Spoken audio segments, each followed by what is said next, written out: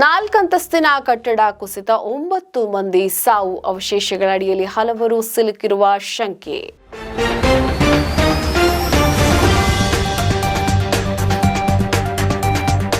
ಸುದ್ದಿಗಾರ ಈಗ ನಿಮ್ಮ ಕೇಬಲ್ ನೆಟ್ವರ್ಕ್ನಲ್ಲಿ.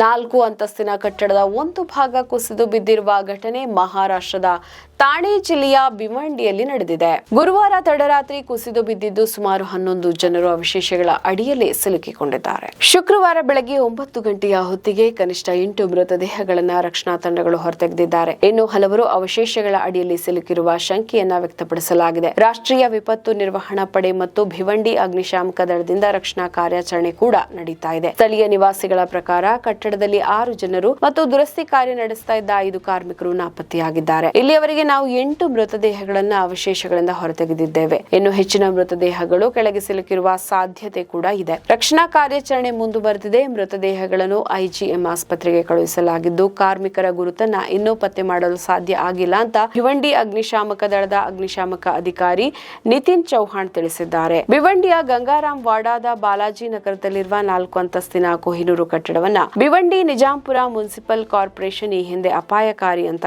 ಘೋಷಿಸಿತ್ತು ಅಂತ ಅಗ್ನಿಶಾಮಕ ಅಧಿಕಾರಿಗಳು ತಿಳಿಸಿದ್ದಾರೆ. ರಾತ್ರಿ 8 ರಿಂದ 9 ಗಂಟೆಯ ನಡುವೆ ಕಟ್ಟಡದಿಂದ ದೊಡ್ಡ ಬಿರುಕು ಬಿಡುವ ಶಬ್ದಗಳು ನಿವಾಸಿಗಳಿಗೆ ಕೇಳಿ ಬಂದವು. ಅಪಾಯವನ್ನು ಗ್ರಹಿಸಿದ ಸ್ಥಳೀಯ ನಿವಾಸಿಗಳು ಹಲವಾರು ಕುಟುಂಬಗಳನ್ನ ಆವರಣದಿಂದ ಸ್ಥಳಾಂತರಿಸಲು ಸಹಾಯ ಮಾಡಿದ್ರು. ಆದ್ರೆ ರಾತ್ರಿ 11 ರಿಂದ 11:30 ನಡುವೆ ಕೆಲವು ನಿವಾಸಿಗಳು ಮತ್ತು ಕಾರ್ಮಿಕರು ಇನ್ನೂ ಒಳಗೆ ಇದ್ದರು. ಇತರರು ಸ್ಥಳಾಂತರಿಸಲು ಪ್ರಯತ್ನಿಸ್ತಾ ಇರುವಾಗ ಕಟ್ಟಡದ ಬಿ ವಿಂಗ್ ನ ಒಂದು ಭಾಗವು ಇದ್ದಕ್ಕಿದ್ದಂತೆ ಕುಸಿದು ಬಿತ್ತು. ಆ ಕಟ್ಟಡವು 48 ಕೊಠಡಿಗಳನ್ನ ಒಳಗೊಂಡಿದ್ದು ಪ್ರತಿ ಮಹಡಿಯಲ್ಲಿ 12 ಕೊಠಡಿಗಳಿವೆ. ಅವಶೇಷಗಳ ಅಡಿಯಲ್ಲಿ ಇನ್ನು ಹಲವಾರು ಜನರು ಸಿಲುಕಿರಬಹುದು ಅಂತ ಅಧಿಕಾರಿಗಳು ಶಂಕಿಸಿದ್ದಾರೆ.